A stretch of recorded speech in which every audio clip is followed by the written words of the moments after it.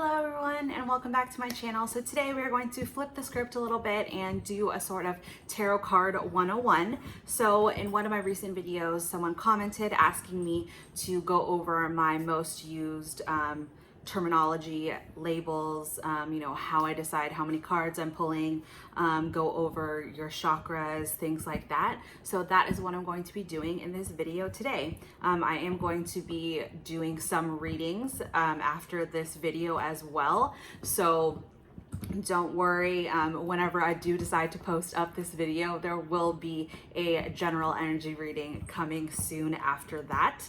But let's go ahead and get right into it. So at the beginning of every reading, I always cleanse with my Kamaya healing sprays. So I have a blog post about spiritual cleansing and the importance of it. And for me, the importance of cleansing before I start any reading is because I am an empath. I definitely constantly pick up on the emotions of others around me. I'm also clairaudient, meaning I get messages from music and like when I watch TV, there will be certain lines or things that people will say that jump out to me as if it is like a message from spirit. I also get, like I said, I have spirit guides, so I get messages that I hear, being clairaudient. I'm clairvoyant. In the sense that when I dream, my dreams are always very, very vivid. I have a blog post about dreams as well, and I get a lot of messages from spirit in my dreams. And I'm also just clairsentient. I just have a lot of, on top of being an empath, I just sense a lot of things. So, if someone is like being shady, if I have a weird energy around me, I just catch on that something that I may not see immediately is going on under the surface. So I just get pings from spirit a lot to kind of, pay attention to my surroundings, pay attention to who I'm surrounding myself with.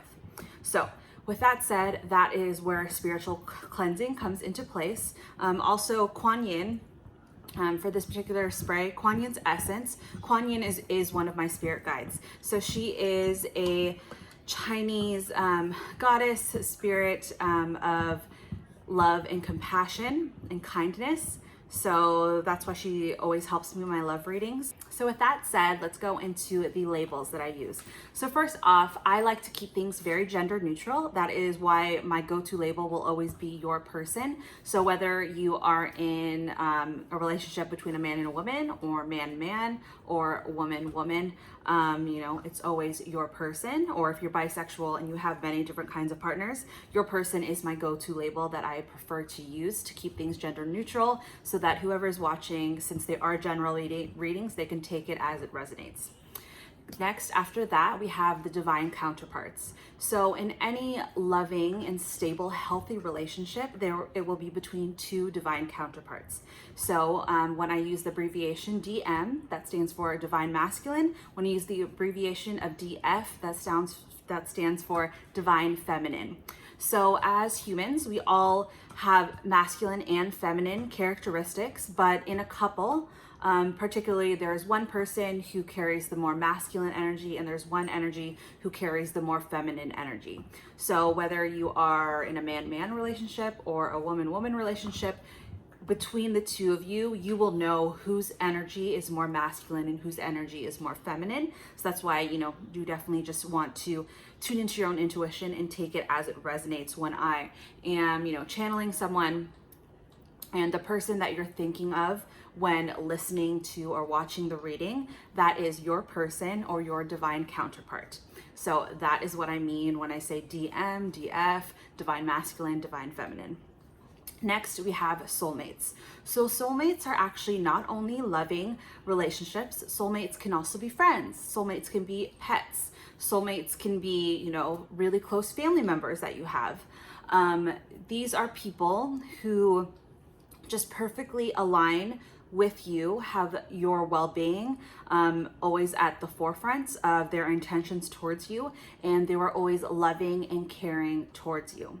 And this is, obviously loving soulmates. There are also karmic soulmates.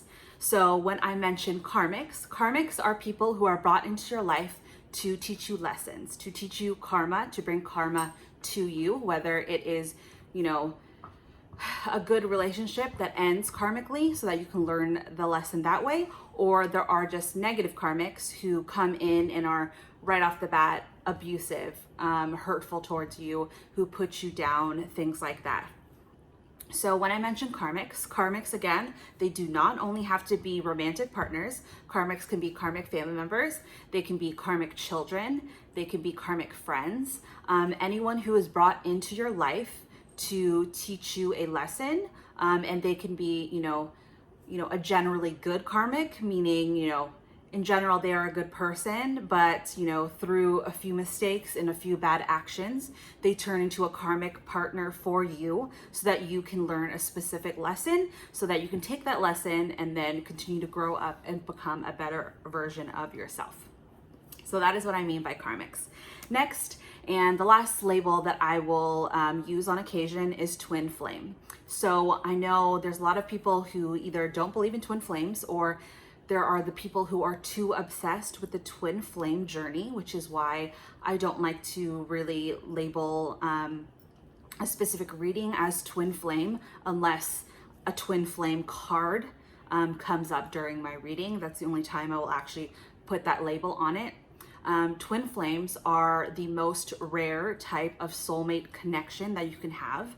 And it is because you are basically two people who share the same soul, you share the same chakra system, and you are brought together in a romantic partnership to be an example to others of unconditional love, as well as to teach others how to love and be a good example to, help mankind and become better people overall. Twin flames are always empaths. Both counterparts need to be an empath. Both of them tend to have intuitive abilities. One person is technically usually more intuitive than the other and guides in the twin flame journey. So everything that I went over, all of these labels, I have considered doing a blog post about it. And since obviously someone asked me to do it, since I am doing these readings, I may do a blog post about it sometime in the future. And whenever I do that, I will put the link to that blog post in the down box below, just so you guys can reference that as well. I will also put down below my spiritual cleansing blog post, as well as any other relevant blog posts to the things that I've gone over so far. So next I want to go over chakras. So chakras are your energy systems that go down your body. There are 7 main chakras. So we start at the top of our head. So that is your crown chakra, and that is spirituality and your connection with spirit, your connection with the universe, source, however you personally are spiritual, whether you believe in God, whether you believe in many gods, whatever religion or spirituality in a sense that you resonate with, just take it as it resonates, but that all has to do with your crown chakra.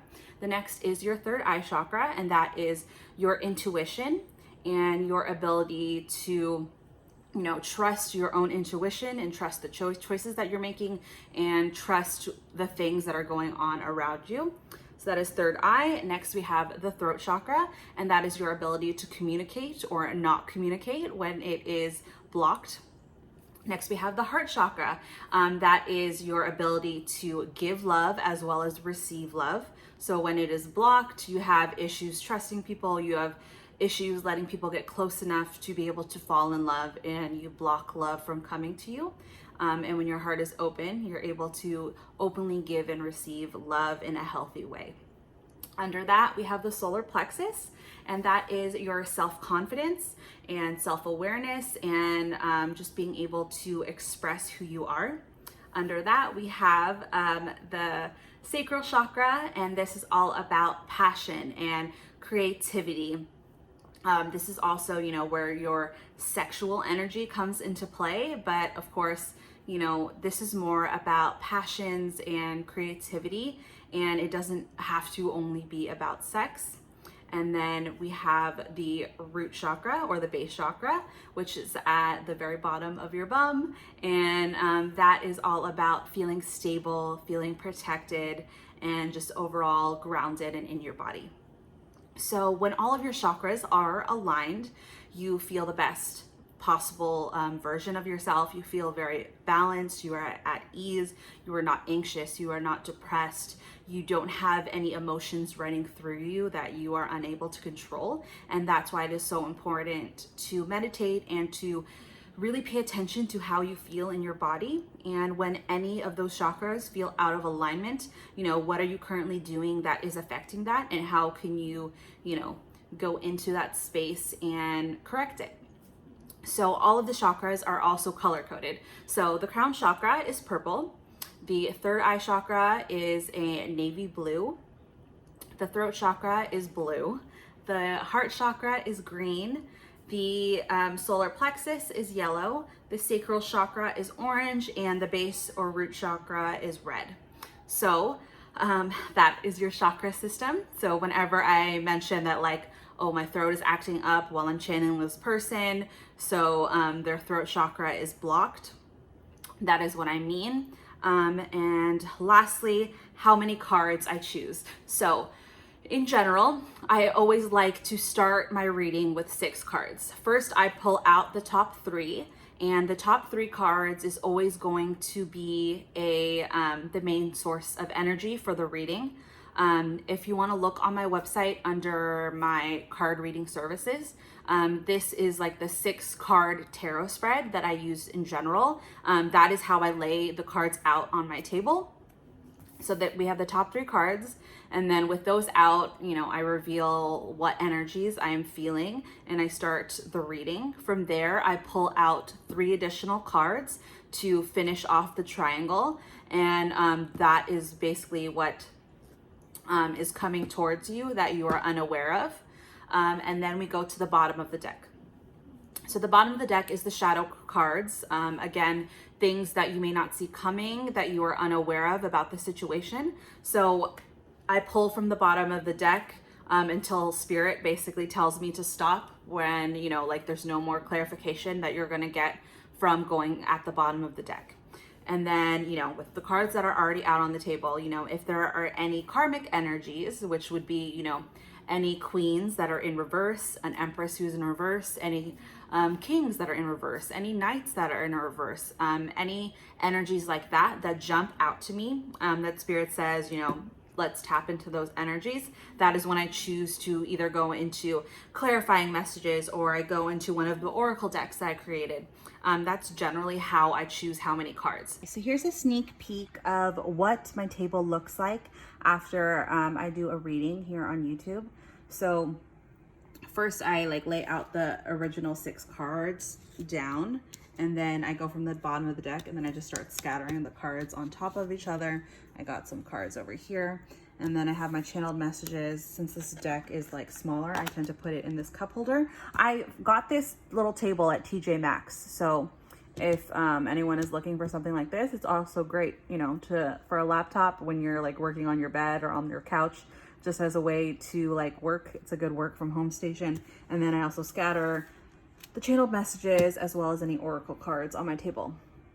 So that is just what it looks like. Oh yeah, and then I put my little sprays before I do a reading. I keep my sprays in this little cup here. This is actually for cooking. So it's what is it called? It's for herbs. You run your thyme or oregano, basil, mint leaves through here, and it peels it off the stem. But for this reading, or just for my readings, I just find that my sprays fit perfectly in here, and it's just easy for me to grab them whenever I need to cleanse again. But yeah, that's it. So when you book a personal reading with me, a lot of times I will throw in some bonus cards for you, because as I need further clarification, even though, say you paid $20 for a 6 card spread, if there is still questions or things that I feel unsure about that aren't very clear for you, I will continue to either pull more cards for you, or even if I don't give you the cards in addition to the 6 cards that I send you in your PDF reading, I will pull more cards so that I have a full and succinct message for you so that it wraps up nicely. So that's definitely, you know, all the things to take into account. So I hope this video was helpful. It helped explain all of the labels that I use, as well as, you know, how I pull my cards, what are these chakras that I'm talking about. Again, I will also be putting all my relevant blog posts that you guys will need or want to read up on your own. But I guess that is it for this video. Thank you guys as always so much for watching, and I will see you in an intuitive card reading next. See ya.